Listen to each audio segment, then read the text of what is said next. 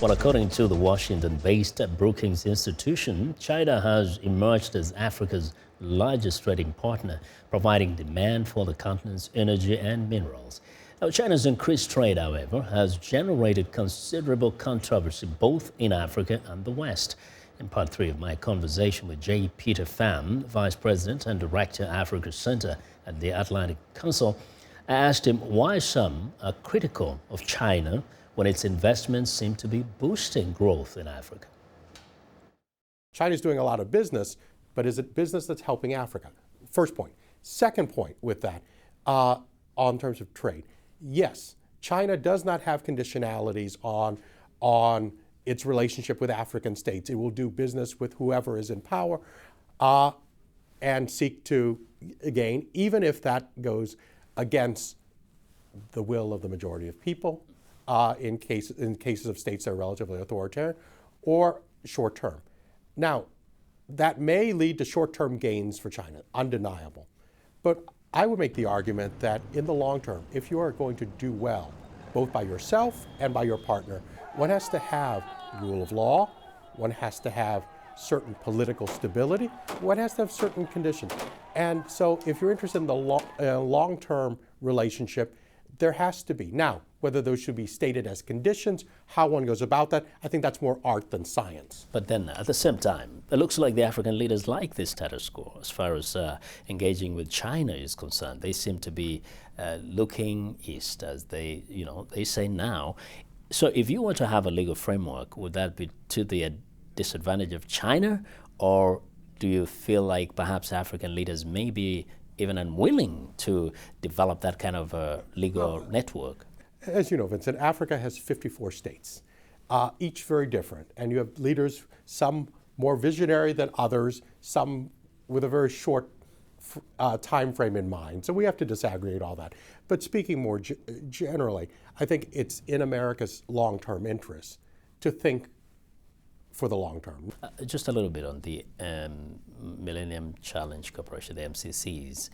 What has been the total value of those? And as far as the countries that are benefiting from that, has it really added much to the development of the continent? I think the Millennium Challenge Corporation, which gives large grants of money, and we're talking fairly significant, the recent compacts have been valued for anywhere between 400 to 700 million US dollars over a several-year time frame.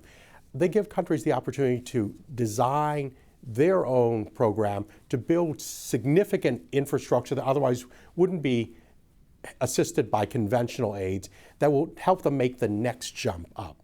Has it been a universal success? Wouldn't say so. And I'm on the record raising questions about some of the compacts. But as a whole, I think it's well-intentioned. I think it's done a lot of good in countries that have used it well to build out major infrastructure. And I think that's significant. One of the big programs that was started by President George W. Bush was PEPFAR, to address HIV/AIDS in Africa.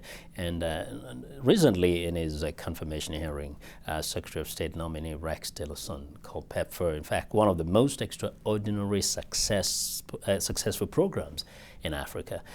First, what is your thought on how it is currently performing? And how about some of who have said this is like a big entitlement program for Africa?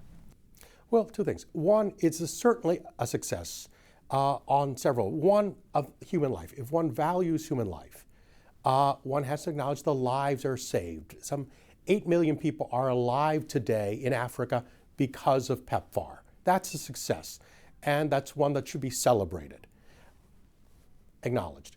On the other hand, PEPFAR was envisioned, if one goes back to the creation of what was the President's Emergency Fund, was to do something to help arrest the spread of HIV/AIDS, but also to get African governments to take ownership of this and to carry it forward. And there, perhaps there could be a little more. It wasn't so that the U.S. would take the burden. It was to help with an emergency and then burden share for sustainability. So I'm not calling for a cut in the program. I think it has been a tremendous success, not only in saving lives, but on the level of soft power public diplomacy. It's been a great success for a great brand for the American people and American foreign policy. But we also have to look at ways that we can make the program more effective and to get government buy-in. Because this should be a help to Africa, not an opportunity for African governments to abdicate their responsibilities.